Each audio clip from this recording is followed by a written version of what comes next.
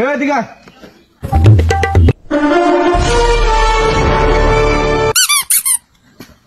তোকে ভাই কি গুদে কি মারার ওষুধ আছে?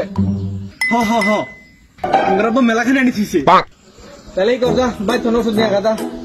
আচ্ছা মামা কি করবেন? আরে বেটা আন আগে পরে কইতাছি কি করি।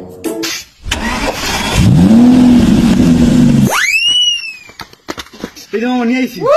তাহলেই কর, এটা তোর গোয়ার মধ্যে কারণ তোর গোয়ার মধ্যে যদি গুদে কিমড়ি না থাকলো নি তাহলে কি তুই এই কাম গুলো করলি নি?